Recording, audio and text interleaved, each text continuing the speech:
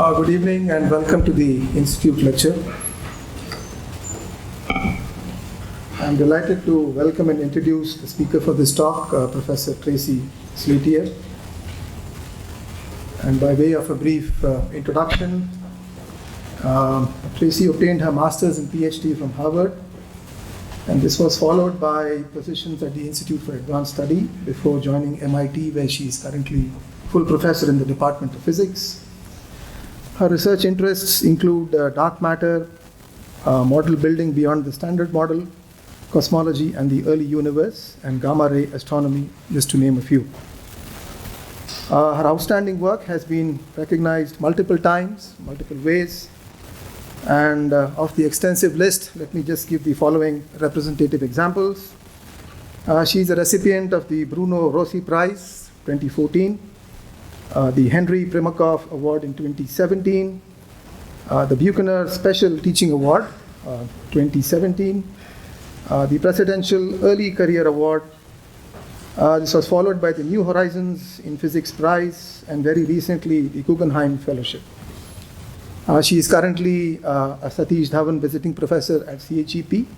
We are very happy to have you here with us, Tracy. The title of her talk is, as you can see, Searching for Dark Matter with the Universe's Highest Energy Light. Please join me in welcoming Tracy for the talk.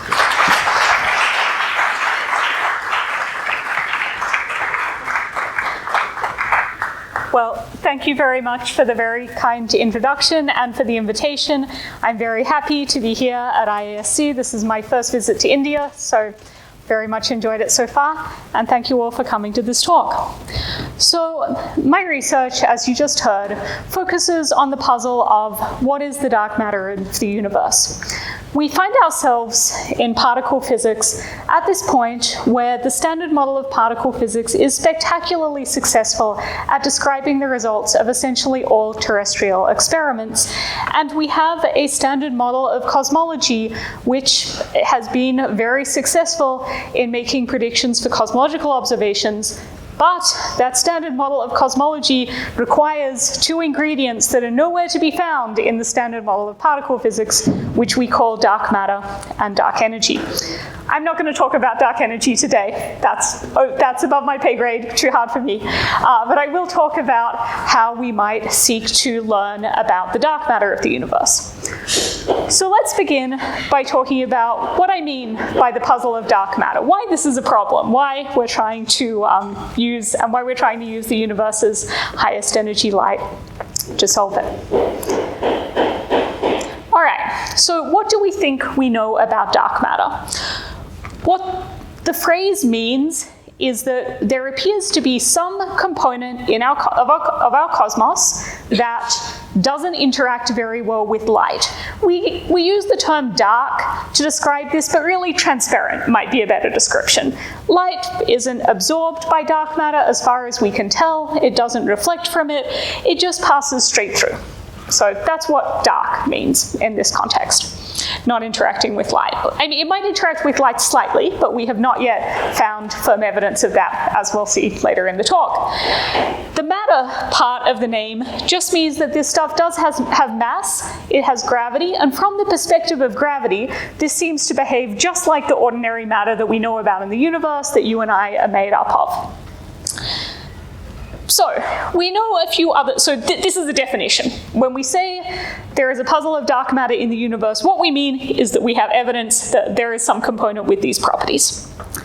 It's completely agnostic to the question of what is actually making up this dark matter. The best measured number that we have related to dark matter is how much of it there is in terms of its total mass compared to the mass of the ordinary matter in the universe. We have measured the cosmic microwave background radiation, which is sometimes called the afterglow radiation of the Big Bang. This pervades our universe. It's at a temperature of roughly 3 degrees above absolute zero from all directions. This is a picture of what it looks like. As you can see, this is from the European Space Agency's Planck telescope. As you can see, it's not perfectly uniform over the sky, but the scale is exaggerated. These fluctuations are at the level of 1 part in 100,000. But by measuring those tiny fluctuations, they tell us about how how the primordial plasma from which the universe was born behaved when the universe was only about 300,000 years old. And in order to match the observations, we need about 84% of all the matter in the universe to be dark in this sense, that it doesn't interact with radiation, doesn't interact with light. Okay, so we have a measurement of how much. What else can we say? Well, we think we actually know quite a bit about where the dark matter is throughout our cosmos. We may not know what it is, but we know where it is. Why do we know where it is? Because we can see it through its gravity. We can observe its gravitational pull on visible matter, and we can predict how that gravitational pull would have affected the formation of the universe over time. This leads us to a picture of our cosmos where when we look out at the night sky, when we see stars and galaxies, all of that is resting on top of an invisible scaffolding of dark matter. These figures over here, not from my own work, they're from my colleagues in the Illustris collaboration, show the results of a simulation of the whole universe and how it grew over time. On this left panel is a simulation of the structure of the invisible dark matter from early times at the bottom of the page to late times at the top of the page. So you see that we believe this dark matter forms this filamentary cosmic web that grows more and more defined over time. In regions of high dark matter density, the gravitational pull of the dark matter attracts the ordinary matter into those regions. The right-hand panels here are showing what the ordinary matter is doing, and to a first approximation, because the ordinary matter is only about 1/6 of the matter in the universe, it just follows the dark matter around. But in these regions of high dark matter density, once enough of the ordinary matter in the gas accumulates, it can form stars, it can form galaxies, can eventually form planets, and eventually us and the other inhabitants of the Earth. So this gives us, and these simulations are based on initial conditions taken from those observations of that primordial background radiation, and they describe the universe that we see on large scales, the pattern of the galaxies and galaxy clusters, extremely well. So we're pretty confident in this picture. And what this tells us is that everywhere we see a galaxy, we would expect it to be surrounded by a cloud of dark matter, because regions of high dark matter density are the cradles of galaxies. That's where they're able to form in the first place. And actually, one of our first pieces of evidence for dark matter, so this presentation is a bit out of historical order, but one of the first ways we learned about dark matter was exactly through that strategy, through seeing, through its gravity, the dark matter clouds surrounding galaxies. So we believe that this is a cartoon of our spiral galaxy, our Milky Way, that we live within. We believe that our Milky Way and almost all other galaxies are surrounded by large clouds of dark matter. So these come from the high density regions of that filamentary cosmic web. And back in the 1970s, people measured the orbital velocities of stars and gas clouds circling around the Milky Way and observed that they appeared to be going faster than we would expect from just the visible matter. And inferred from that that these observations could be explained if there was a cloud of additional invisible matter surrounding the Milky Way. Now we come to this from the other direction. The cosmological predictions predict that such dark matter halos should surround almost every galaxy. So this is a consistent story. All of these so far are positive statements. They tell us something about how much dark matter there is, where it is. And all of these statements are inferred purely from looking at the gravitational pull of dark matter, how it affects the primordial radiation, how it affects the distribution of galaxies through the universe, and how it affects objects within our galaxy. There's one more piece of information that is important, which is that if the dark matter interacts with the visible particles, it does, other than through gravity, it does so either weakly or not at all. And we know this as a result of decades of dedicated searchers trying to find these non-gravitational interactions of dark matter with other particles, which have so far given null results.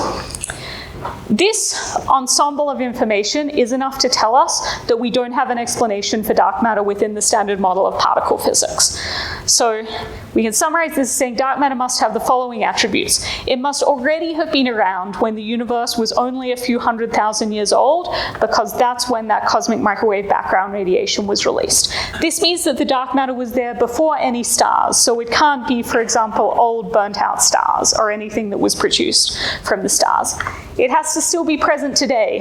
That means it has to be pretty long-lived. It can't be any kind of unstable particle that is produced and then later decays. Has to have weak interactions other than gravity. It needs to be able to form that filamentary cosmic web. Neutrinos actually meet these two criteria. Neutrinos are tiny, almost massless particles. They would be a great dark matter candidate. You could call, they're neutral, they don't interact with light, don't interact with electromagnetism at a problematic level, so they would be a great dark matter candidate. But neutrinos move very fast in the early universe and would not form that filamentary cosmic web which underlies our visible universe. So they can be at most about 1% of the dark matter. And neutrinos are our best candidate. So none of the particles that we know about have these properties and can make up the dark matter. And so this is the problem. We can't, this appears to be a really large component of our universe. We can't explain it by any physics that we currently understand. Of course, being scientists, that means that we would like to try to understand it. So what are the open questions here? Well, the big open question, of course, is what is this stuff? What are we looking at? What is responsible for these large gravitational effects on visible matter? And we could subdivide that into many other questions, such as what is the dark matter composed of? Are we talking about one new particle, maybe like a neutrino, but heavier and slower moving? Are we talking about many new particles? You know, our 16% of the matter in the universe has a rich diversity of particles that gives rise to chemistry, gives rise to biology. Maybe the other 84% of the universe has comparable richness. Maybe there's more than one new particle there too. Or are we talking about something that we might not normally think of as a particle at all, such as tiny black holes formed very early in the universe's history and surviving to today? That would also be a viable possibility for dark matter. Just a spoiler, I'm not going to give you answers to any of these questions. These are still open questions for the whole field. Where did it come from? Where did this 84% number arise from? Why 84%, not 1% or 99.99%? What was this stuff? Was there once almost no dark matter and it was formed in the early universe? Was there once much more dark matter and it was depleted in the early universe? How was it produced? And does it interact with ordinary particles other than through gravity? We haven't found such interactions yet. That doesn't mean they're not there. There are some very plausible models of dark matter where the interactions would have been too small to see up until now, but we could potentially see them in next generation experiments. And I could keep asking questions like this for quite a while. All right, so faced with a puzzle, so faced with a problem like this, you know, we've got good evidence, there's something there, but we have a large number of unanswered questions about what it is. If you hand a problem like this to the particle theory community, then what happens is this, or something like this. As a particle theorist, I can mock particle theorists. So, I do not want you to understand every single thing on this slide. That is not the goal. This is a slide created by my colleague Tim Tate as part of the SNOMAS community planning process in the United States, which our field went through 12 years ago. We actually did this process again more recently, a couple of years ago, but I still find this particular slide to be quite useful. So I will tell you what the takeaway points are. So first, let me explain what this slide is showing. Everything within this solid red line, every cloud in here, is a class of ideas for what dark matter might be. Not one possibility for dark matter, but a category of possibilities for what dark matter could be. Everything outside the red region is a broader idea for what physics there might be beyond the standard models of particle physics and cosmology. And so the overlapping lines indicate a connection between that broader physics beyond the standard models and the dark matter. So just as a few examples, in the outer column here we have supersymmetry. This would be a new fundamental symmetry of the universe that relates particles with different spins. There's a very long-standing tradition in which dark matter could be the lightest of all the supersymmetric particles.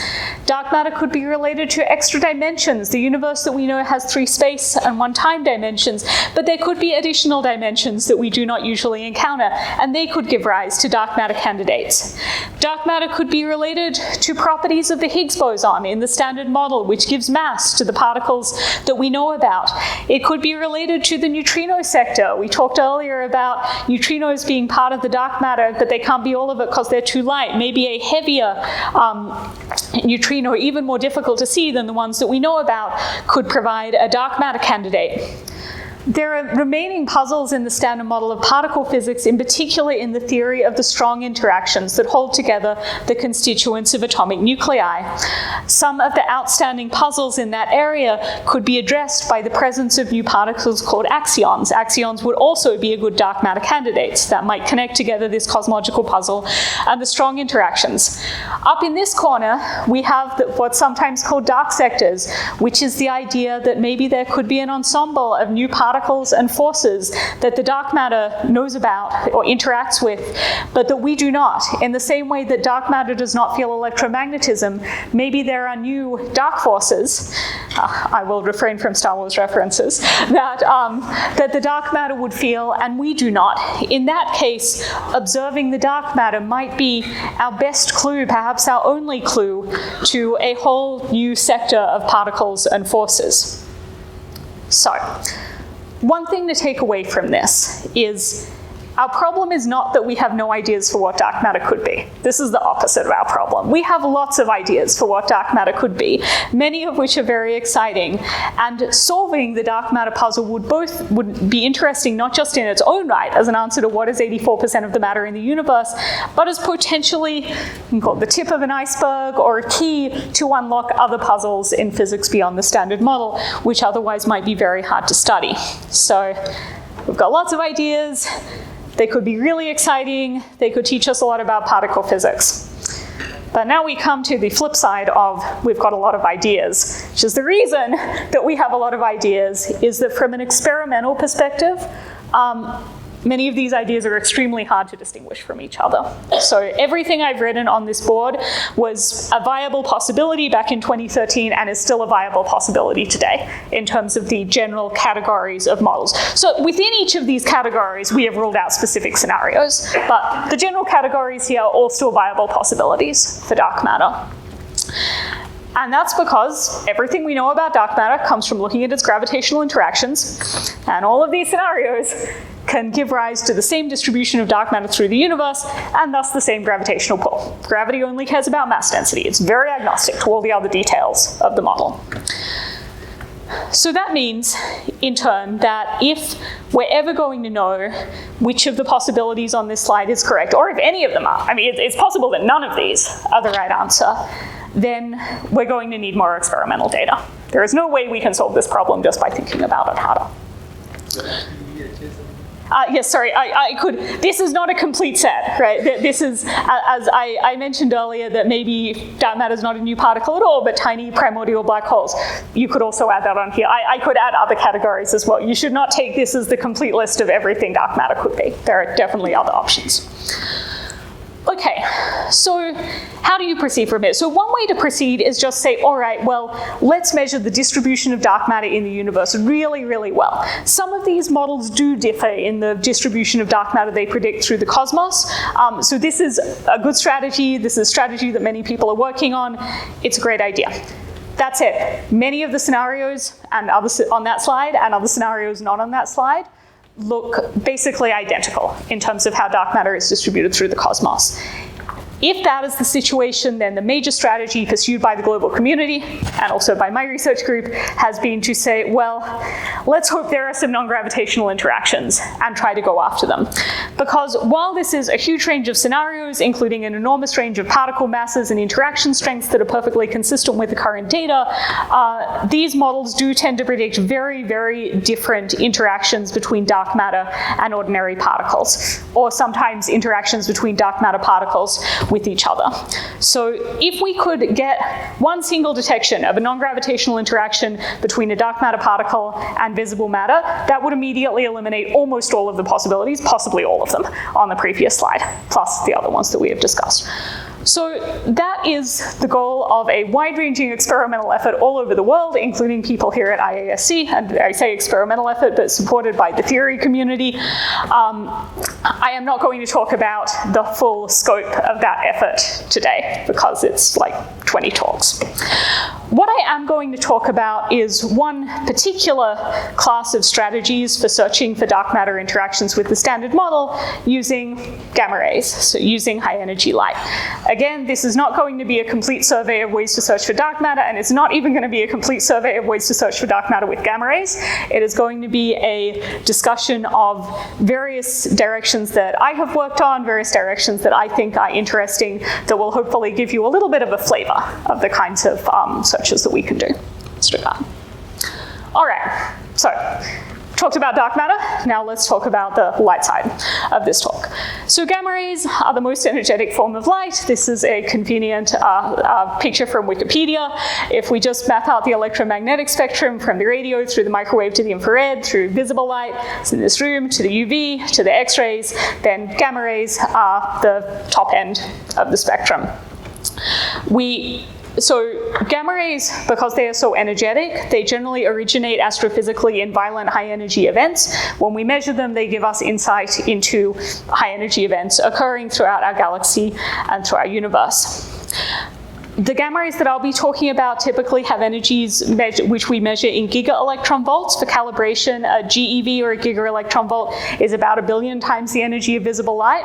1,000 GeV is about 1 trillion times the energy of visible light. It will say the gamma ray spectrum does go up a lot higher than that. You will sometimes hear gamma ray talks where people are talking about gamma rays thousands or millions or billions of more energetic than the ones that I'm going to talk about today. But when I use GeV units, this is the scale that you should be thinking about.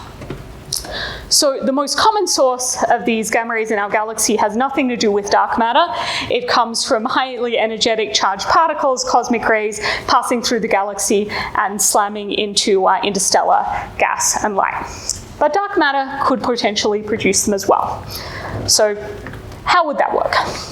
So in many, but not all theories of dark matter, so in some but not all of those ones that I laid out for you, dark matter could either collide with other dark matter particles or decay slowly over time to produce known particles. They're labeled SM here. SM here just means standard model. It means the particles that we know about. And when those particles decay in turn, they generically make gamma rays. So the cartoon here for the collision case is two dark matter particles collide with each other out in space. They undergo some non-gravitational interaction. This is the new physics that we would dearly love to probe. If we learned about it, could tell us a lot about the nature of dark matter. And standard model particles are produced. Now these could be quarks, they could be electrons, they could be W or Z or Higgs bosons, they could be any of the particles that we know about. Most of the particles that we know about are unstable. So that means that give them a little bit of time, typically a very short amount of time on astrophysical or cosmological timescales, and they will decay into the long-lived known particles. So these are photons, electrons, protons, neutrinos, occasional atomic nuclei, and their antiparticles. So what this looks like from the perspective of an observer who cannot see the dark matter, can only see the visible particles, is in regions of high dark matter density, there are sprays of additional high energy radiation coming out of nowhere. Now, I've used the word high energy here. You say, why high energy here? What determines the energy of these particles that we're looking for? Why can't they be low energy? And indeed, they can be. What that is controlled by is typically the mass of these dark matter particles. Einstein told us that E equals mc squared. An annihilation process like this takes the energy that is stored in the mass of the dark matter and converts it into these decay products, and then in turn that energy gets split up among the long-lived known particles that we can that are what we're actually going to observe in our telescopes. So if the dark matter is sort of comparable in mass and heavier to protons and W bosons and Z bosons and Higgs bosons and the bulk of the other particles that we know about in the standard model, then doing the E equals mc squared conversion tells you that the photons will come out in the gamma ray energy band. So that's it. There are lots of things that you can do with lower energy photons. If dark matter is very light, its decays or annihilations will produce lower energy photons. There are cool searches in those directions too. Just going to focus on gamma rays now. Now, it doesn't need to be a collision that starts this process off. If we know that dark matter particles are long-lived, but they don't have to be perfectly stable. A dark matter particle could, if 1 in 10 to the 10 dark matter particles decays away in the lifetime of the universe, then similarly the dark matter particle would decay away into standard model particles, which then decay to long-lived known particles, and we can look for those as well. If we're looking at this collision type process, then there's a possible connection between the rate of this process and the amount of dark matter in the universe today. In again, some but not all dark matter models, there's a neat way to explain the amount of dark matter that we observe in the universe that says that early on in the universe's history there was much more dark matter, and then processes like this destroyed almost all of it. In that case, the amount of dark matter that's left over at the end is closely related to the rate of this process. We know how much dark matter there is in the universe today, 84% of the total, so we can reconstruct from that the strength of this process, and that gives us a target to look for. So later on, when I talk about like the natural size of annihilation or the size of annihilation that was expected, that's what I'm going to mean in that context, okay? Like the rate, so this collision process destroying the dark matter is called annihilation. If you have the right annihilation rate, you'll automatically end up with the right amount of dark matter in the universe today. Although again, that is not the only way to get the right amount of dark matter, just one example. Okay, so suppose this is occurring. Throughout our universe, in all of those halos of dark matter surrounding galaxies and all of that filamentary cosmic web, occasionally dark matter particles collide with each other and make a spray of gamma rays. What would that look like in our telescopes? So there are basically two kinds of information that you can use here. One is the energy distribution of these gamma ray photons, which we'll call spectral information. So here what we want to look at to pick out this dark matter signal from other sources of gamma rays is how the signal changes as a function of energy. And the other piece of information that you can use is where is the signal brightest. Like for a dark matter signal, the signal should be brightest in regions where there's lots of dark matter. The spectral information, so this is a plot of an example of the gamma ray spectrum produced by a hypothetical dark matter particle annihilating away. So this is energy in GeV. On the x-axis, there's power per logarithmic interval on the y-axis. And these different lines correspond to different intermediate standard model particles. So the dark matter annihilates to these intermediate particles, and then those particles decay forming gamma rays. So you can see, and this is for a particular fixed dark matter mass, about 30 times the mass of the proton. It's E equals mc squared is 30 GeV. So you can see here that the exact spectrum varies depending on what the intermediate particle is, and it will also vary depending on the dark matter particle mass. So we don't have like one prediction for what the signal from dark matter should look like.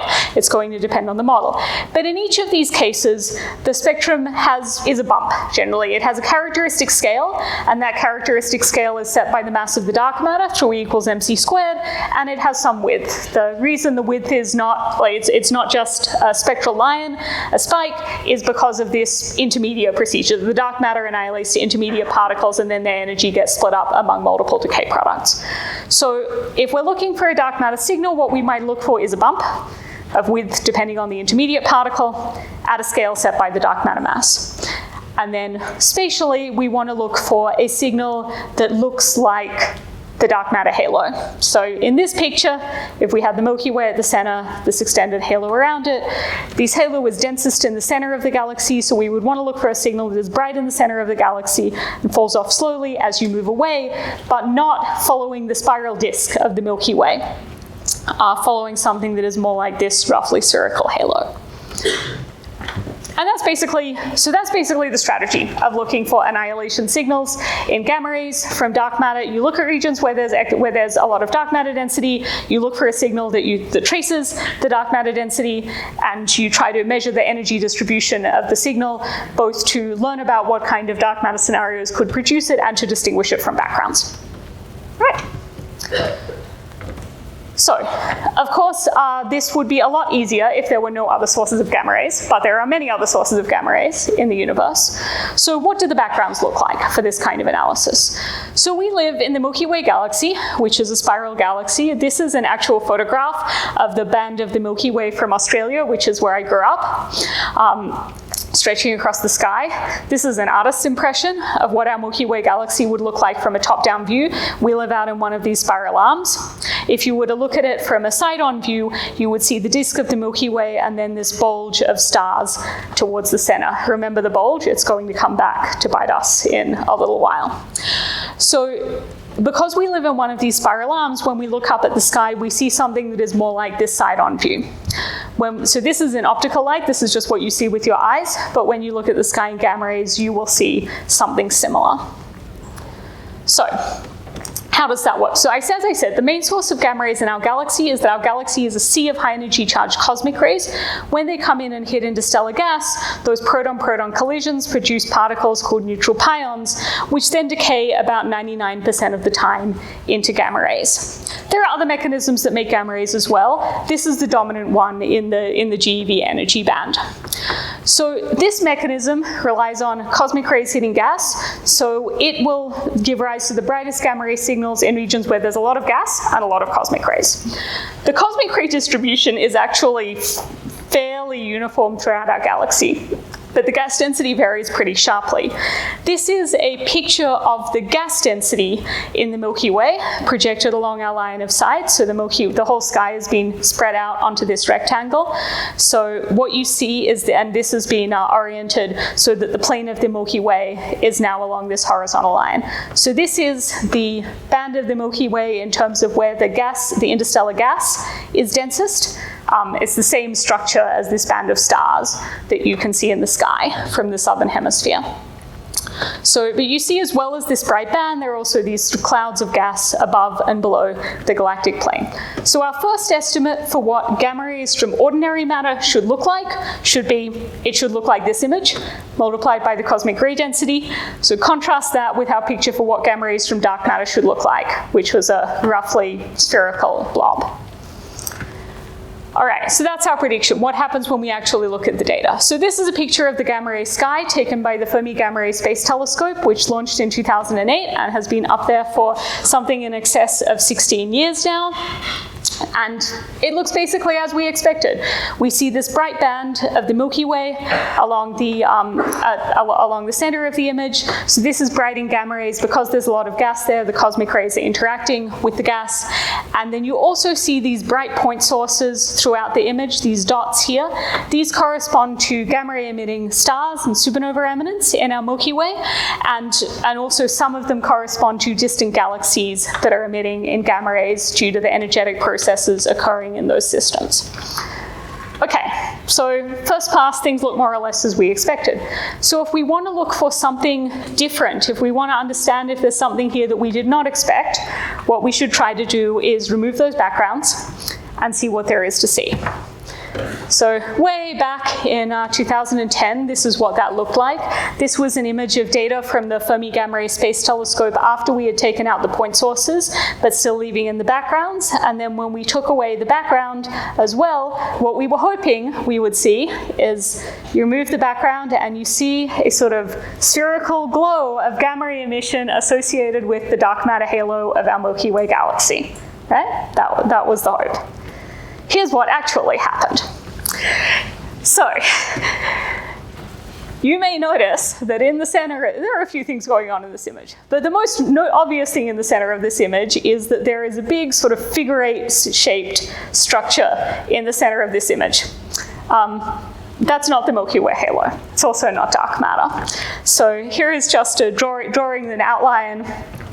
These structures are called the Fermi bubbles, and for me they were a reminder that you can think you know what's going on and then the real data can always surprise you. So these bubbles were first described back in 2010. This is a slightly prettier image of what I just showed you with a color bar. They're giant double-lobed structures centered at the galactic center, extending 50 degrees to the north and south. They're bright in gamma rays between about 1 and 100 GeV. They've also been observed with other frequencies. They have many puzzling features. Their origin, I think, is still an open question. And people here at IASC, including my colleague Pratik Sharma, have done really interesting work trying to figure out their origins. But they almost certainly have nothing to do with dark matter. Like, the origins are a mystery, but we're really pretty sure the dark matter halo of the Milky Way does not look like this. All right, so that little diversion aside, we can ask, all right, is there other stuff hiding in this image? Is there a signal of dark matter annihilation still here, or can we say confidently that there is not, such that we can set an upper limit on the annihilation rate and say dark matter is not producing gamma ray photons through annihilation in our Milky Way? Well, also around the same time that we were discovering the bubbles, people were doing this analysis on the very central part of the Milky Way, which is where you would expect the dark matter density to be highest. So this is going to be, I'm going to talk through this case study so that you can see a bit about like how we approach what looks like it could be a real signal. That said, the final story here is not going to be, yay, we discovered dark matter in the center of the Milky Way in 2010. Probably. So I want to talk you through that story.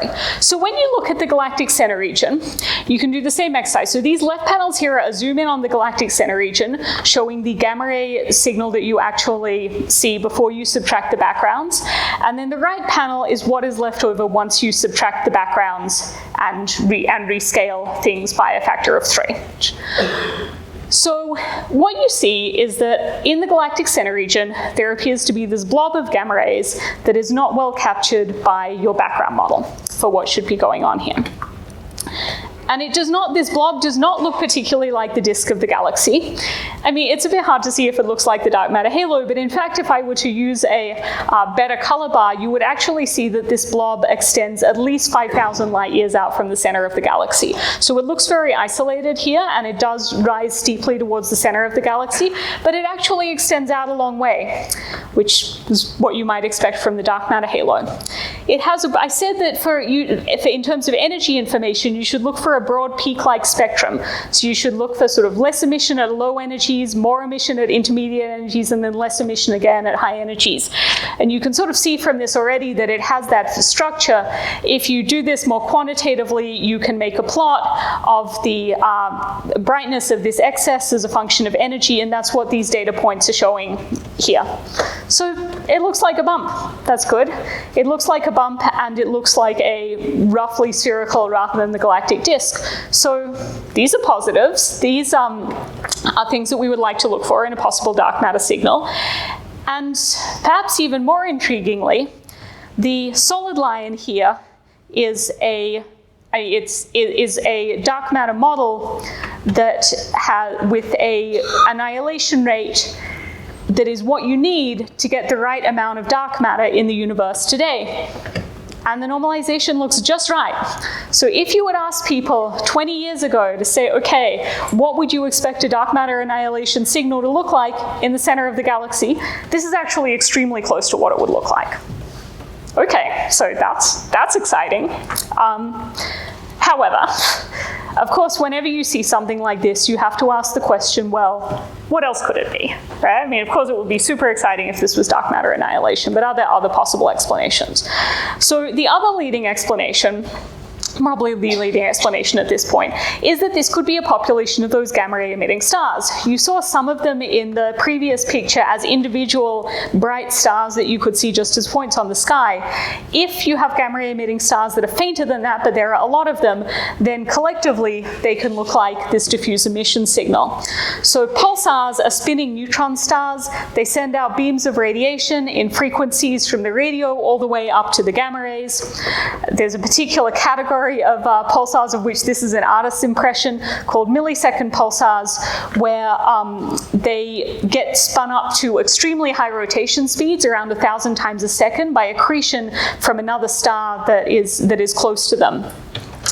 And we know from observations that these millisecond pulsars have a spectrum that looks a lot like this bump, actually. These dashed lines on this figure are observed spectra from other gamma ray millisecond pulsars. And that's pretty close, to be honest. So that similarity in the spectra has motivated for many years the possibility that maybe these pulsars could be making up this galactic center excess. Okay, so now you have two seemingly plausible answers. How could you tell them apart? There are two kinds of things you can do here. One is purely using the gamma rays from the galactic center, and the other is trying to seek observations at other wavelengths or at other locations. So let's talk about gamma rays in the galactic center first. So I have told you that one way to that you can distinguish these signals by looking at their spectrum and by looking at their shape. But I've just told you that the spectrum is basically the same for pulsars and for these dark matter models. So what can we do in terms of looking at the shape? I said the dark matter signal should be roughly spherical, like the halo. The pulsar distribution is more uncertain. And we might have expected naively that it would look like the disk of the Milky Way.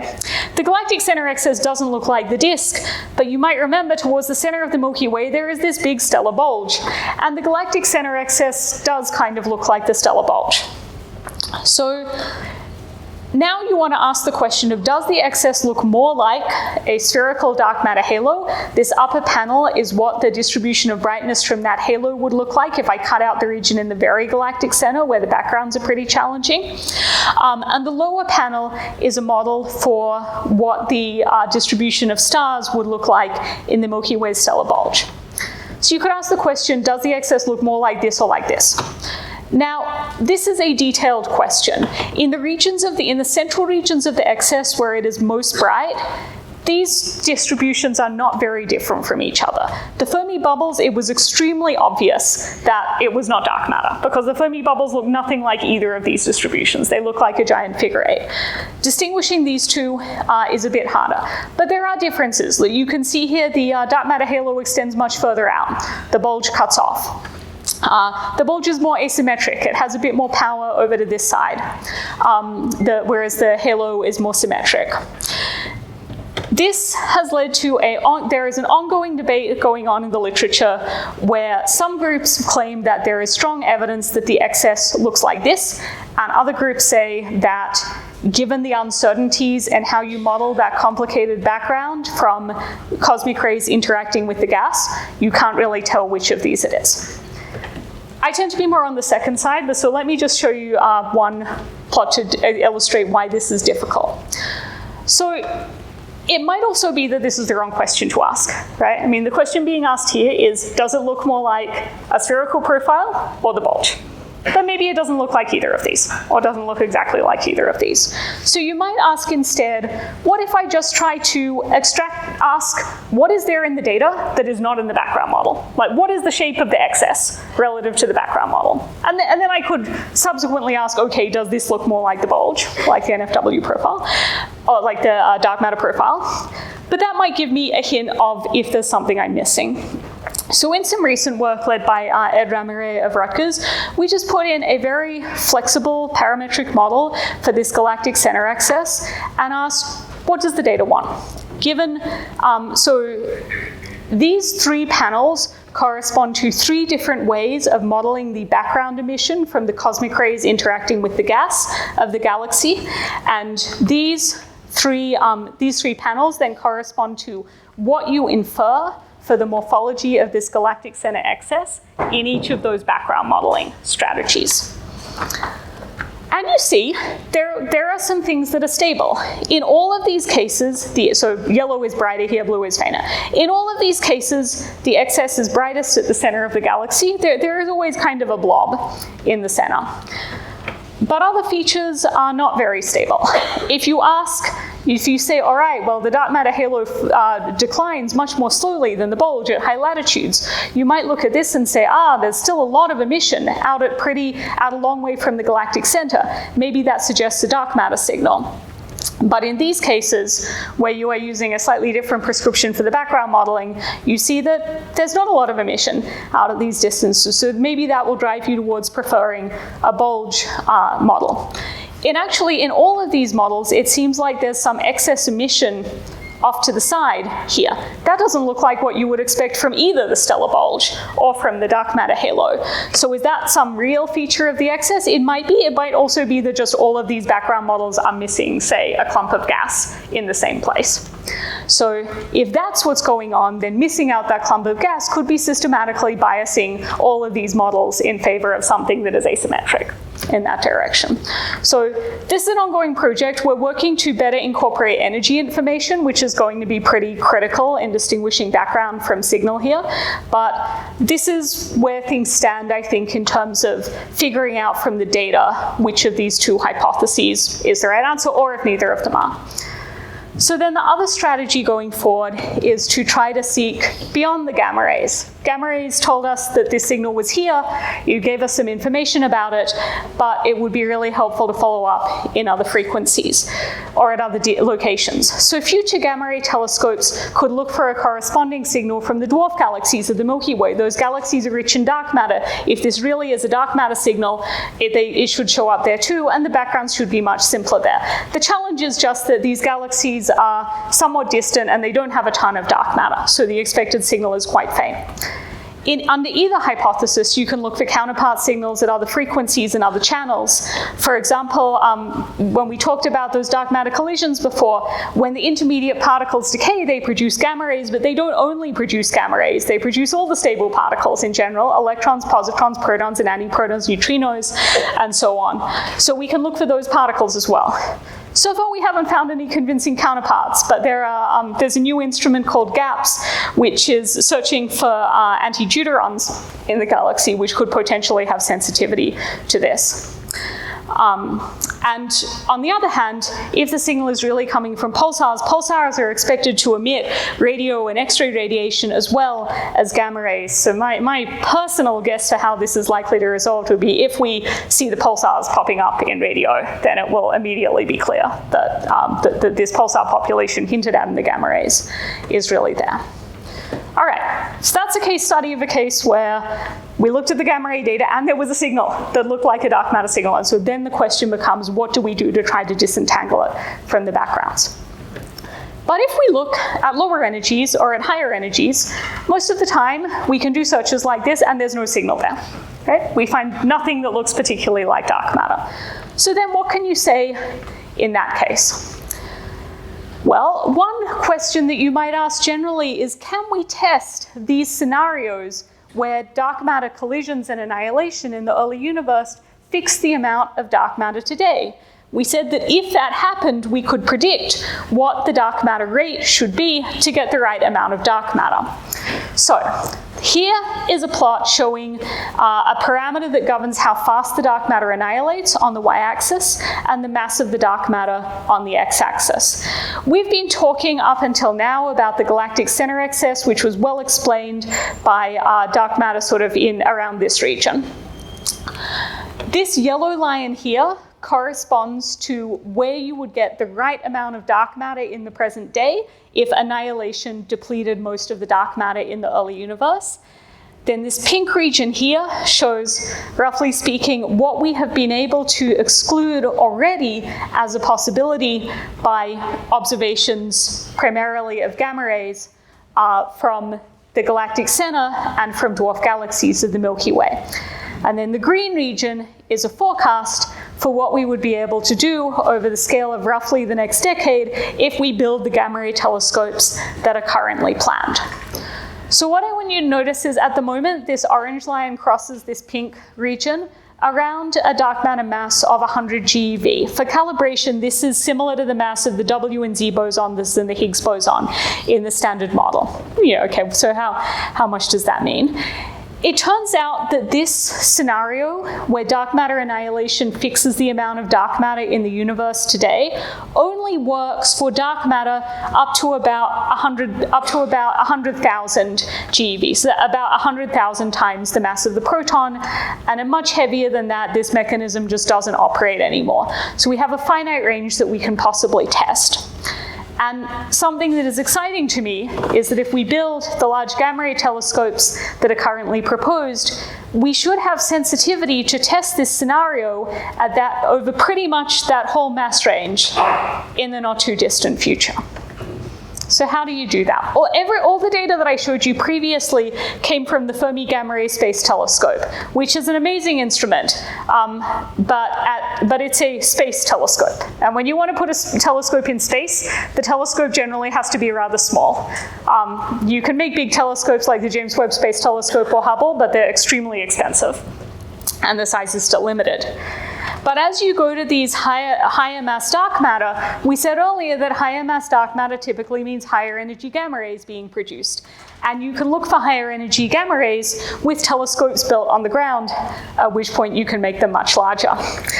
So we can build arrays of telescopes that look for gamma rays using the atmosphere as a detector, or sometimes using water tanks as a detector. So what they look for is the gamma ray comes in, hits the atmosphere, and produces a flash of radiation. And it is that sort of like secondary radiation that these telescopes search for. This is an artist's impression of the Cherenkov telescope array, which is the big next generation gamma ray telescope being built by Europe. There are other proposals as well, SWIGO, which should be in Chile, LACT in Tibet, and I actually learned that you guys recently in India had the MACE telescope inaugurated just a few months ago. The forecast on this previous page, this green region, is based on a forecast sensitivity of the CTA and SWIGO telescopes. So if we build them, those arrays will have sensitivity to general classes of dark matter models where annihilation fixes the present day abundance over almost all of their natural mass range. So, and of course, I'm talking in here in terms of being able to test that scenario. That could mean ruling it out. It could also mean seeing a signal. As well as this general statement that you can look for classes of models where the abundance today is fixed by this particular mechanism. This general class contains a number of specific models that people have been thinking about for a long time. You may have heard about weakly interacting massive particles, or WIMPs, in some ways the archetypal dark matter model. In the simplest and most classic version of this scenario, what WIMP means is that the dark matter interacts directly with the W and Z bosons that we already know about in the standard model. Now, if the dark matter only interacts with the W and Z bosons, we actually have a pretty complete classification of the possibilities for what it would be. And sometimes people often say, WIMPs are ruled out because we haven't found them at underground experiments or at the Large Hadron Collider. But if you look at these very simplest WIMP models, where it's just the dark matter behaves like a weakly interacting particle in the standard model, then it turns out that actually none of these have really been tested yet by underground experiments or the LHC. This figure is showing the scattering rate for these particles in large underground experiments against the mass of the dark matter. This is in TeV, which is 1,000 GeV units. This green region up here has been ruled out by these powerful underground experiments. This gray region down here is where backgrounds from neutrinos will make these searches much more difficult. And these points down here are these sort of classic, minimal, weakly interacting massive particle WIMP dark matter models, where the dark matter just interacts directly with the W and Z bosons. So you'll note that all of these are below these lines. So we haven't tested them yet, and I'll tell you we also haven't tested them at colliders. But these models do predict large gamma ray signals because they have large annihilation rates, because annihilation is what's fixing their abundance. And so it turns out that actually predicting the annihilation signals involves some theoretical work, but my collaborators and I and other groups have been doing that over the last few years, and it seems true that, and we have work in progress at the moment, that suggests that the next generation of gamma ray telescopes really should be able to test pretty much all of these scenarios. So this is just a picture of the kind of prediction you're looking for there. So where previously we were looking for broad bumps in gamma rays, in these scenarios you would actually see a sharp spike at the mass of the dark matter because there's quite a strong signal from two dark matter particles annihilating directly into two photons. So we can ask, how would these big ground-based gamma ray telescopes do at searching for these signals? We can look towards the galactic center, split up the region around the galactic center, and look for evidence of excess gamma ray emission at a particular energy there.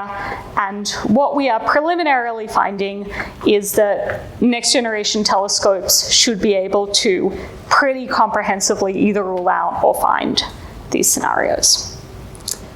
Okay, so we're basically at the end of the hour, so I'll just say, so we're coming to the end of my talk. I hope that I've persuaded you that dark matter annihilation can lead to interesting signals in gamma rays, even if we have to do a non-negligible amount of work to then disentangle any possible signals that we might see from astrophysical backgrounds. Gamma ray searches for dark matter are not restricted to the case of dark matter annihilation. That's just the classic strategy. Can also test for other forms of dark matter interactions. People here have worked on the possibility that dark matter could be tiny black holes left over from the early universe. My colleagues Ranjan Laha and Nimal Raj have done world-leading work on ways to constrain this possibility. For the lightest black holes, their evaporation would produce gamma rays that you can search for in much the same way that we would search for dark matter annihilation or decay. In a totally different part of the dark matter parameter space, if dark matter was a really light particle, in some of those scenarios, the dark matter can actually convert into photons and vice versa. So you can have dark matter really turning into light in the presence of a magnetic field. If that happens, then those interconversions between the new particles and the light can change the energy spectrum and perhaps even the polarization spectrum of these particles. I'm happy to say more about these in the questions if people are interested, but for the moment I will just leave it for you as a taster.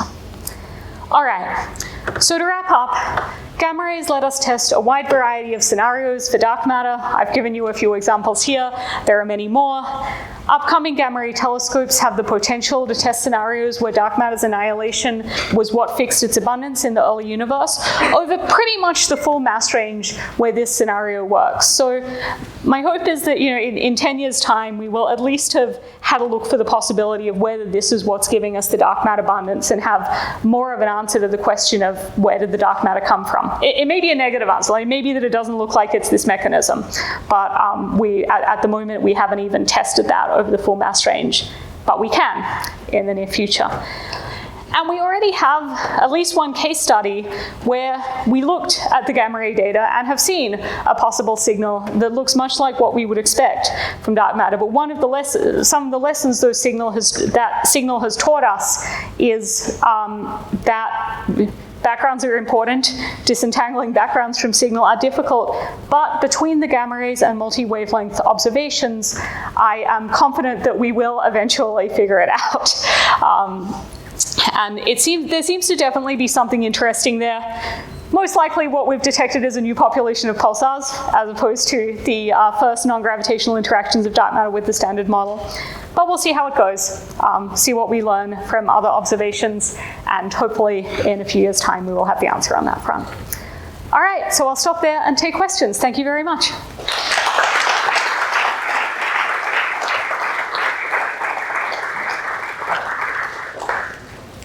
Okay, so thanks Tracy for the fantastic talk. So do we have questions? Awesome. There was one over there. Over there.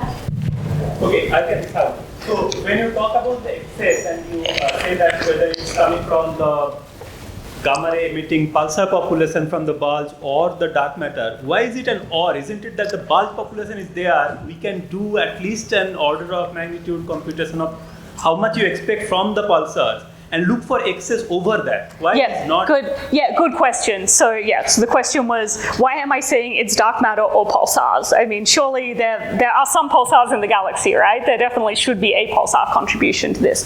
Yeah, so early on, when people looked at the excess, there were some attempts to try to estimate exactly how much emission there should be from these pulsars. Right, so one strategy, for example, was to say we can look at globular clusters which are rich in pulsars, and if what you're looking at is these millisecond pulsars. The mechanism to make a millisecond pulsar involves making an X-ray binary first. In the globular clusters, you can look at how many X-ray binaries you have per millisecond pulsar, try to get some calibration for the ratio of those two things which are connected, and then say, right, how many X-ray binaries did we see in the inner galaxy? How many millisecond pulsars would you infer from that? How much should they be producing? That answer is about 5% of the excess. So if you take that comparison seriously, you would say there are definitely pulsars there, but they're a pretty small fraction of the excess, and you still have to explain 95% of it. So, why are we not celebrating the discovery of dark matter then? Well, because it's not obvious that you can do this extrapolation from globular clusters to the stellar bulge and have it be an accurate extrapolation. But there is if it is pulsars, one thing that you might first say is, well, just look for the pulsars directly in gamma rays, right? Like they're stars. If this is coming from bright pulsars, you should be able to see like individual bright spots throughout the excess. And this is exactly what my collaborators and I thought was a great idea about 10 years ago. And we wrote a paper, and the conclusion of the paper was like, we found evidence of pulsars associated with the galactic center excess. Unfortunately, about 5 years later, I went back and revisited the paper with a collaborator, and we found that a lot of those apparent detections of point sources were actually spurious. They were cases where the background was not being modeled correctly. And so if you look at the more recent studies with better background models than what we had then, it seems like there's not really any evidence that we're detecting individual point sources associated with the galactic center excess. There definitely are some in this region, but they seem to be mostly associated with the galactic disk. So the fact that we haven't seen bright sources means that if this is pulsars, it has to be a large number of pretty faint pulsars. A large number here is probably 15 or 20,000 pulsars in this inner kiloparsec of the galaxy. Sorry for those of you who aren't astronomers, but in the region of the galactic center excess, you need probably order 10 to 20,000 pulsars if you want to explain this signal. And that doesn't seem obviously impossible, but if you just, when I asked a pulsar expert years ago how many millisecond pulsars she expected in the whole galaxy, her number was 40,000. So this doesn't seem crazy, but it's maybe not what you would have naively expected. But the bulge population of stars is a pretty different population to elsewhere in the galaxy, so maybe we're just not well calibrated on how much pulsars get formed in the bulge, or have been formed in the past.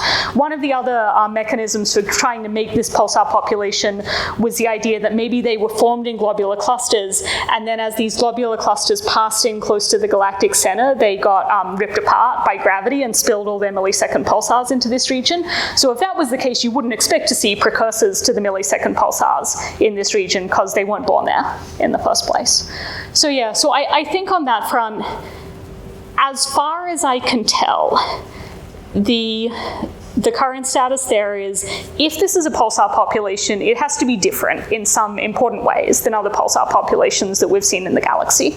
Like it has to be systematically fainter, it has to not have accompanying X-ray binaries, a couple of other things as well. But maybe that's fine. I mean, the bulge is different. Okay, are there other? Is there any reason why you are interested in that specific range of energy or mass? Good. Yeah. So the question is, why did I just talk about gamma rays, right? So in general, I am interested in the whole in the whole energy spectrum. There's really interesting stuff to be done by observations of the sky for dark matter at pretty much every frequency.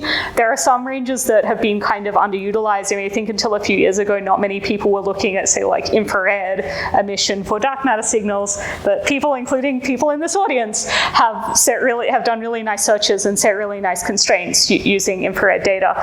So there's not a really strong reason. Like, I mean, I do think that the range of possibilities for dark matter is large enough that we really should be trying to understand what we can learn from the electromagnetic spectrum at all frequencies, as well as from neutrinos and gravitational waves and cosmic rays as well. But the reason why reasons why there's been a lot of interest in the gamma rays in particular is that if you think about WIMP dark matter, there is a natural scale for that, and it is about GeV to 100 TeV. So So that's very firmly the gamma ray energy range.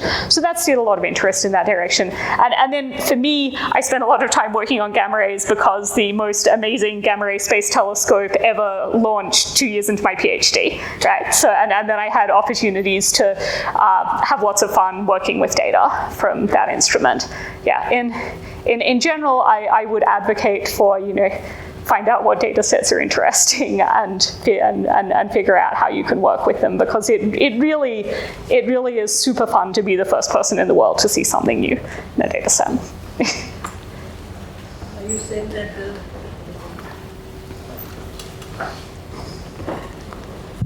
You said that the amount of dark matter has been decreasing because two dark matter particles interact and produce standard model particles. Can't the opposite process take place? Yeah, really good question. So the picture is that, right, so the question is, dark matter particles could run into each other and make standard model particles. Can't we go in the reverse direction?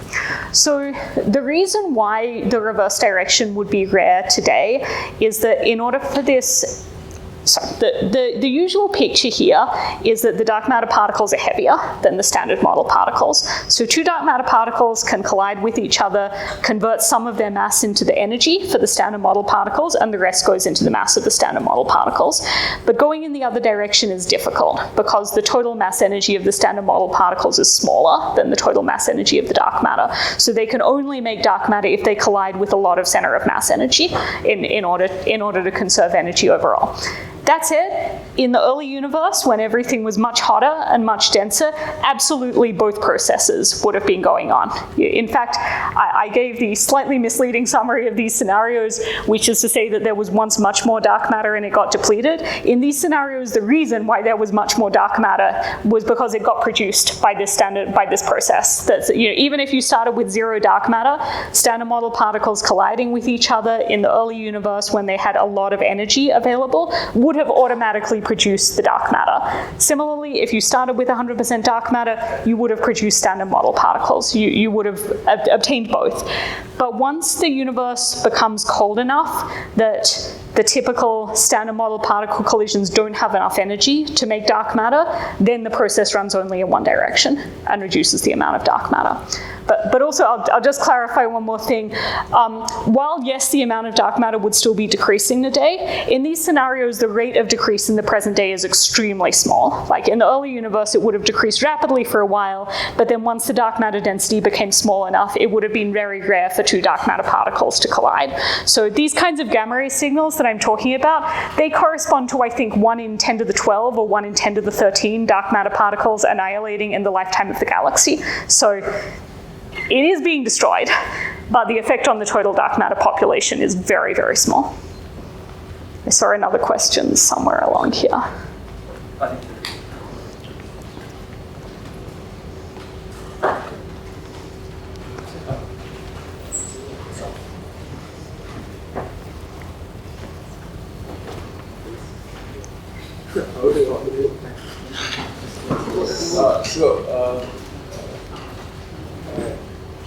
Like, why should the dark matter particles, I mean, is there some evidence that the dark matter is decreasing or something? Yeah, is there evidence that the dark matter is decreasing? So no, in fact there is pretty good evidence that the dark matter is not rapidly decreasing, which doesn't affect scenarios like this. Like I said, this is the dark matter is decreasing at a rate of 10 to the minus 12 if the dark matter disappears over 1 billion years. But so those cosmological observations that I mentioned at the very start, where we look at how the galaxies are distributed through the universe and the ripples in the radiation from when the universe was 300,000 years old, if you put that together, then you find that you can actually set pretty strong constraints on how much the amount of dark matter in the universe has changed from when the universe was 300,000 years old to the present day. I think the limit is no more than about 4% of the dark matter can have disappeared over that period, which is 14 billion years. So it could still be changing, but the rate of change has to be very slow. Yeah, so like, is there evidence that it's changed? So if dark matter was annihilating into standard model particles, by far the easiest way to see it is like this, to look for the standard model particles, not to look for the change in the dark matter.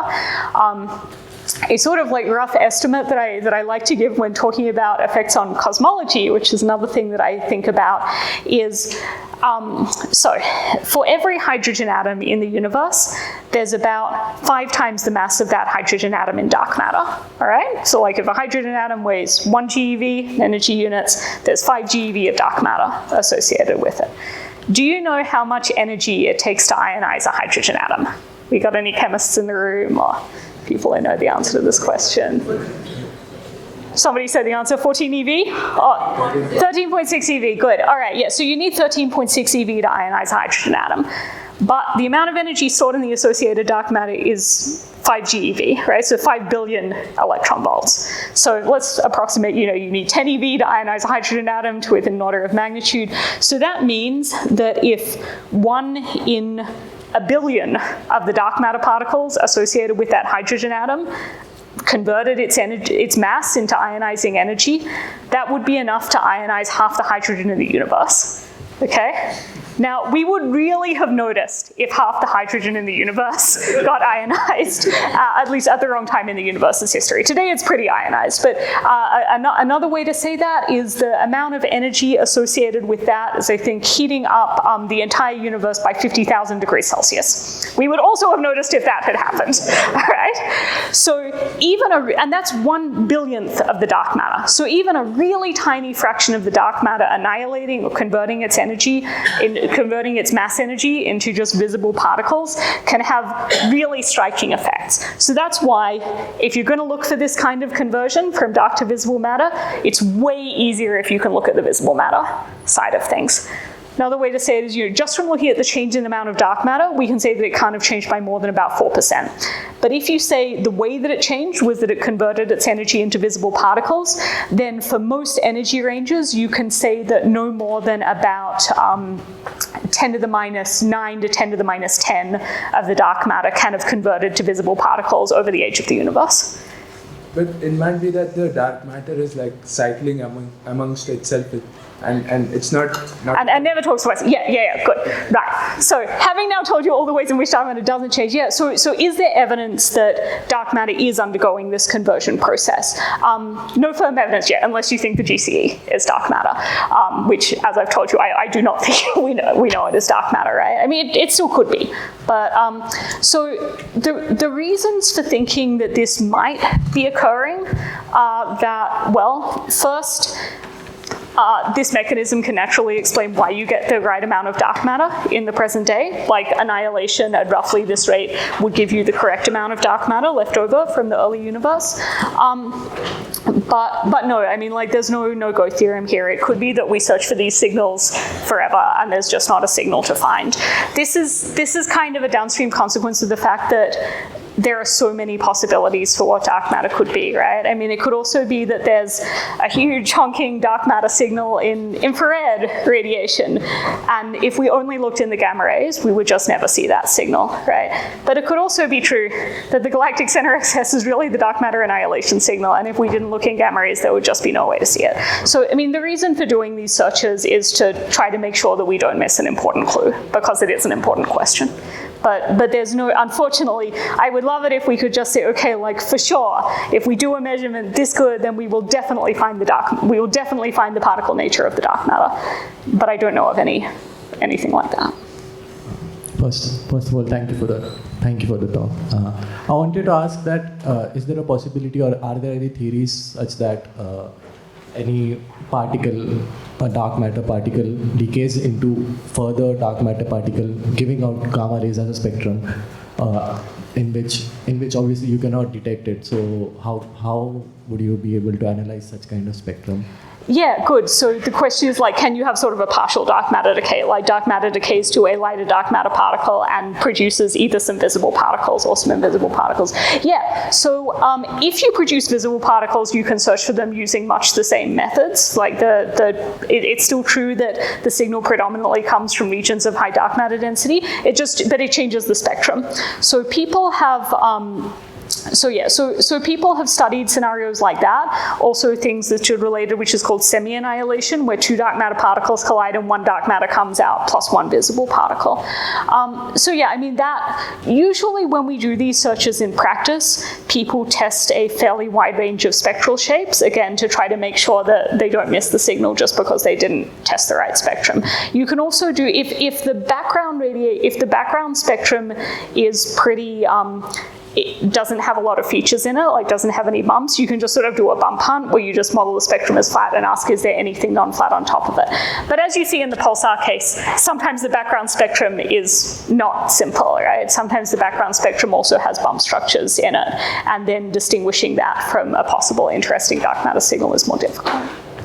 But yeah, I think indeed, the key thing that is required here is that you take some of the energy stored in the dark matter and convert it into visible particles. And so long as that's happening, the details of exactly what the final state is are usually not that critical.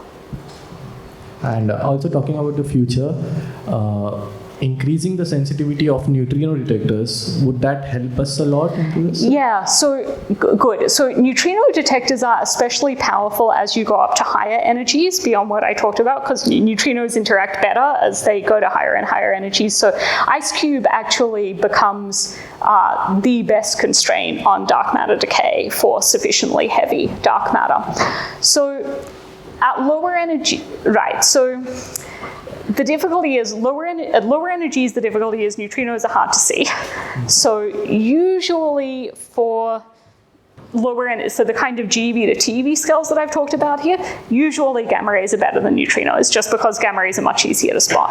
But certainly if you saw a gamma ray signal and you were trying to figure out, like, is this potentially a dark matter signal or is it something else, seeing the neutrino counterpart signal would be extremely helpful in that direction. So, in order to have a useful signal, it doesn't necessarily need to be the first thing you see, right? Like if we found a counterpart to the galactic center excess, if it was a bunch of radio pulsars, that would be super helpful. If it was a anti-deuteron signal that looked like it came from dark matter annihilation, either of those would be super helpful, even though we first saw the galactic center excess 15 years ago. Right? So I think for neutrinos, there are some scenarios where they are the best way to search for dark matter interactions, and so there are obviously improvements in sensitivity just directly improve our reach, but there are also cases where they're probably not the first thing you would use to see it, but they could be super helpful in terms of identifying whether it's actually dark matter or not.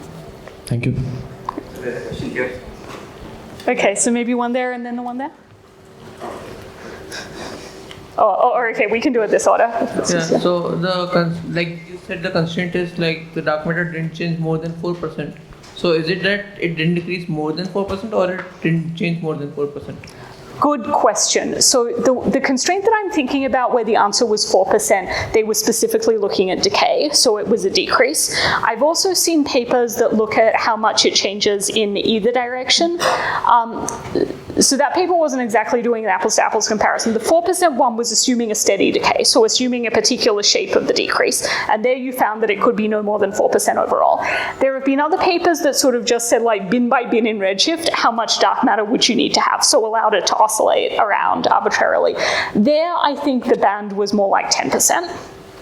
So, depending on how you ask the question, you can get like somewhat different answers, but it's pretty hard to adjust the amount of dark matter by, it's not consistent to have a case where the dark matter goes up by a large factor or down by a large factor since the epoch when the cosmic microwave background was emitted. So is there any evidence that dark matter particularly decays or increases? No, like I said, that's a limit, right? I mean, it's the data are consistent with the dark. If we knew for sure the dark matter had decayed away, I wouldn't be talking so much about cases where the dark matter changes by 1 part in 10 to the 12, right?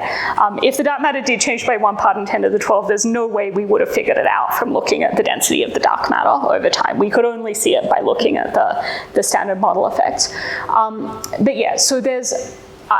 So I think those studies basically found that it's all consistent with the amount of dark matter remaining. So I should be clear about what I say about the amount of dark matter. I mean like the total amount of dark matter in the universe. The amount of dark matter in any given volume is going to dilute as the universe expands, right? But yeah, as far as I know, the data is consistent with the amount of dark matter remaining constant since the CMB epoch. CMB being cosmic microwave background emitted when the universe was a few 100,000 years old. Yeah, and then we have constraints on how much it could change that are sort of at the order of 10%. And you said that the dark matter does not decay, like the standard model does not decay back to dark matter that much because dark matter is much heavier. Yeah, if the dark matter is heavier compared to standard model particles, then it doesn't. Yeah, so if the dark matter is light compared to standard model particles, well, if it's very light, you can have these oscillation signals that I mentioned very briefly at the end, where dark matter can interconvert back and forward with standard model particles. I guess in principle, so people also do look for cases where a standard model particle decays rarely into dark matter particles. So, for example, we've studied the decays of the Higgs boson in a lot of detail at the LHC. So you can look for how often does the Higgs boson decay and you didn't see what it decayed into. Some fraction of that could be the dark matter, and that can set some constraints on dark matter models. Okay, and then there was one over here. If dark matter interacts with itself, there should be a force mediator, right? Should it still be a dark matter particle, or can there be a force mediator which is an SM particle which is mediating the interaction between dark and dark matter? Great question. So this is, if dark matter has interactions, then do you necessarily need a new force carrier to mediate that interaction, or can it be a standard model particle that does it? Is that the question? Yeah, so it certainly could be a standard model particle that does it. In these kind of classic WIMP scenarios that I mentioned briefly at the end, the only thing the dark matter interacts with is the W and Z bosons. And so in those cases, those are very classic models where the dark matter does have a self-interaction, and the self-interaction is mediated by W and Z exchange. Now, that said, there's a reason that people didn't talk very much about self-interacting dark matter when they were primarily focusing on WIMPs.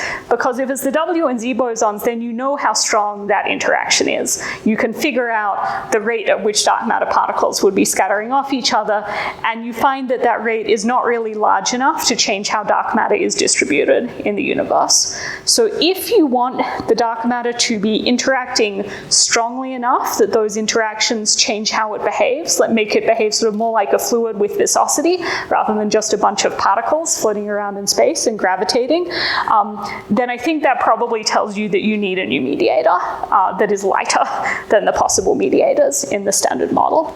Because it's, so, but you absolutely can get dark matter self-interactions mediated by standard model particles. They're just not expected to be very strong, and so it would be very hard to detect them.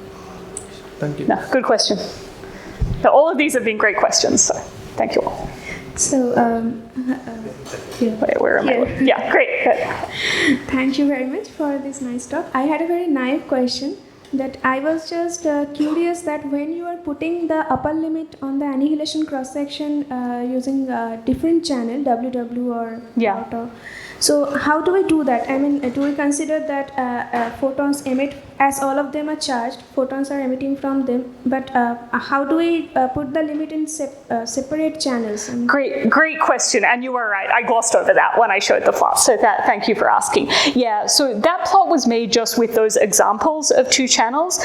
In principle, the way that people often do these searches is they check every possible set of two standard model particles that could be produced by dark matter annihilation. They work out the spectrum of photons that you would get for each one, and they compare that spectrum to the data and see if there's anything there. The way that you work out the spectrum, so as you said, because they're charged particles, they can just radiate photons, but also the W bosons or the B quarks are unstable particles. So when they decay away, their decays also produce photons. So people typically use packages like Pythia or Herwig to compute the spectrum of photons coming out of those decays, but they're based on quantum field theoretic calculations. Okay, I mean, what do we consider? I mean, we are just seeing photons. So how do we know that all of them, all of those photons are coming from W or? Yeah, good. You did right. So imagine that you have that. You've taken some data from this gamma ray telescope, all right? So you have a succession of photons, and you are looking at a region, say, around the center of the galaxy or around a dwarf galaxy. And for each of those photons, you have an energy. So you have the distribution of these photons as a function of energy. So now typically there's going to be some background that you have to worry about, as we talked about. There are gamma rays produced by cosmic rays hitting the gas. So typically you'll have some model for that background, and you'll say, okay, I'm going to model this photon spectrum that I have as a linear combination of my background plus this dark matter scenario that I'm testing, for which I have used Pythia or something similar to predict the spectrum of photons that I should get as a function of energy. And I'm just going to say, right, my model is going to be my background, possibly with some freedom associated with the background, plus this gamma ray spectrum multiplied by a coefficient. And then I'm going to set an upper limit on this coefficient. I'm going to ask, as I turn up that coefficient, at what point does this just become inconsistent with the data? That gives me an upper bound on that coefficient, which is specific to that channel, because it's specific to the energy spectrum that I tested, and then you can convert that into a limit on the cross-section for that channel specifically. And then typically you would set up some code that just runs through all the different possible two-body final states in the standard model, and possibly three-body final. You could also potentially look at three-body final states. You could look at the case that was discussed earlier, where maybe you produce a dark matter particle in the final state as well as some standard model particles, because that can change the spectrum. The thing is, when you do this exercise, you find that for most of the channels, the limits are usually not extremely different. And the reason for that is that for most of these channels, where most of the photons come from is the energy of your dark matter splits into the intermediate particles, and then they decay, and their energy gets roughly evenly distributed amongst their decay products. So in all of these cases, the spectrum of gamma rays looks roughly like a bump. I mean, I showed that plot earlier, right? Like, it looks like a bump with a characteristic scale and some width. And all of the bumps have roughly the same kind of width and roughly the same kind of energy. So typically the constraints on them are just not super different. The exception is if you have dark matter particles annihilating directly into photons, like straight into gamma-gamma, or if you're looking for neutrinos, like annihilating directly into neutrinos. In that case, where the width of the spectrum is basically zero, then you can often get a much stronger limit, because you can say, all right, this really doesn't look like anything in the background if it is a monochromatic line. So there often the limit is a couple of orders of magnitude stronger. But part of the reason that when we made that plot with the W and B examples, we just picked those and we didn't stress too hard about showing all the possible channels for the standard model, is because the lines are really not very different from each other. But good question.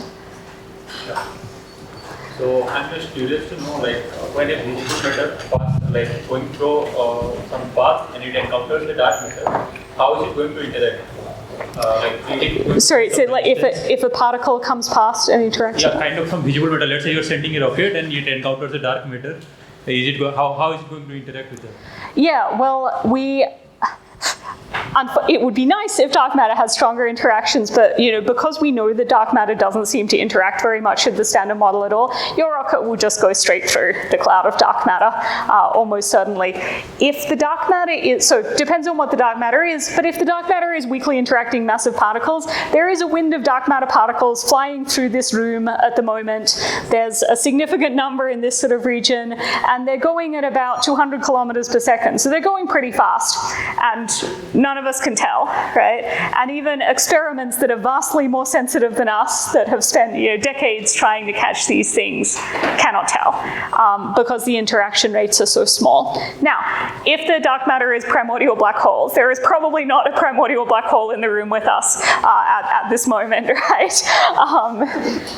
So, if the dark matter is like individual, much more massive objects like primordial black holes, then having an encounter encounter with one of those could potentially be somewhat more noticeable. That said, black holes that are the massive asteroids have event horizons that are small compared to the scale of an atom, so you still probably wouldn't really notice if one of these went through you.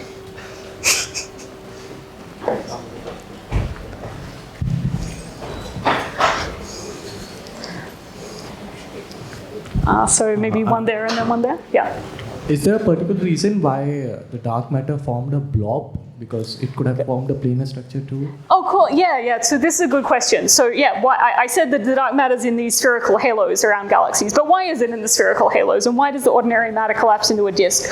So the key difference here is that the dark matter doesn't have the equivalent of a photon that it can talk to. So when ordinary matter collapses down to a disk, you can ask, like, what lets it do that? Basically, what lets it do that is its ability to get rid of angular momentum, and it can do that by radiating away photons. If the dark matter has no massless particle that it can transfer angular momentum to, it's very hard for it to spin down to a disk. Now, if you take a dark matter model and you say, well, but what if there is a new dark photon that the dark matter couples to such that it feels dark electromagnetism and it can shed energy and angular momentum by radiating dark photons, then the dark matter also forms a disk, or can form a disk, depending on the properties of the dark photon. There's a related question, which is, why hasn't the dark matter just like collapsed down into a black hole at the center of the galaxy, since it only interacts through gravity? And the answer to that is basically angular momentum, right? It's the same reason the planets haven't all fallen into the sun. It's not because interactions are keeping them out here. It's just because they have angular momentum and so they don't fall in. But it turns out there is a caveat to this, that if you wait long enough, the dark matter will in fact all fall into the center of the galaxy. There is a gravitational instability that eventually would cause this gravitationally bound system to collapse into a black hole. But for dark matter with only gravitational interactions, the time for it to do this is much longer than the age of the universe, so you don't need to worry about it happening anytime soon. And similarly for the solar system, the time scale for this is long compared to like the time for the sun to blow up into a red giant. So it's not the primary thing to worry about. Thank you. It was a really illuminating talk. So, my question is that if you observe a similar excess from a dwarf galaxy, as you said is potentially possible by the next generation of telescopes, would this observation essentially tell us that it is in fact dark matter that is giving rise to this signal? Because really good question. So there is like a physics question here and a sociology question here, right? Which is like, would it tell us, and then like, what would it take for us to believe it, right? Because extraordinary claims do require extraordinary evidence. And if you're claiming that, right, we have discovered the non-gravitational interactions of dark matter with the standard model, that's a pretty big claim. So if you saw this signal from a dwarf galaxy, with what we currently think we know about pulsars and dwarf galaxies, there should not be any pulsars there. There have been papers estimating the size of that background and is like much less, it should be totally undetectable. So, if you saw the counterpart signal in a dwarf, then it would certainly make the pulsar hypothesis harder to sustain, right? I mean, it would strongly suggest that there was something making that spectrum that was not pulsars in the galaxy.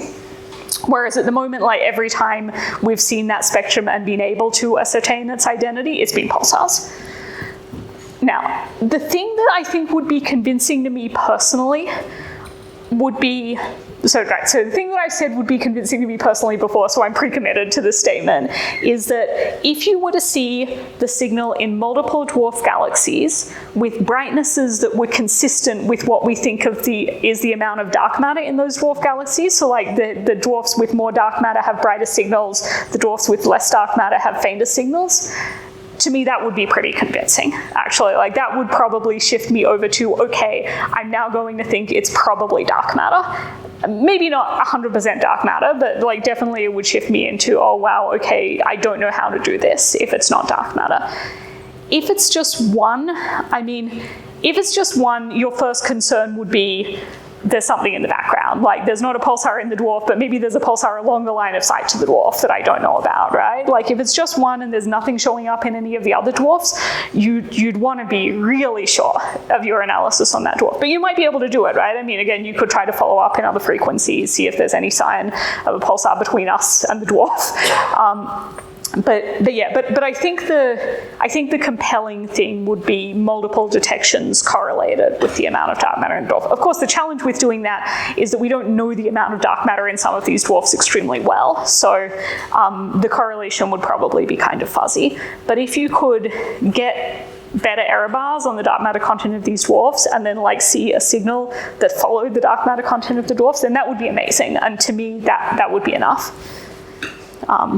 Yeah, if it was one and we were like really sure that it was one, I think then there would be extremely strong motivation to do everything we could to try to get comparable studies from other dwarfs, right? And if we stared at other dwarfs that we thought had the same amount of dark matter and we saw zero signal there, then I think it would sort of be like, oh my God, what's going on, right? Because that would strongly suggest that it wasn't dark matter if, you had two very comparable dwarfs and a big signal in one and not in the other.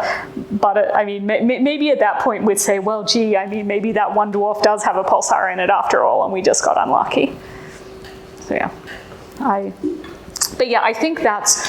I think that is if the truth is that it's dark matter. Then that is probably the.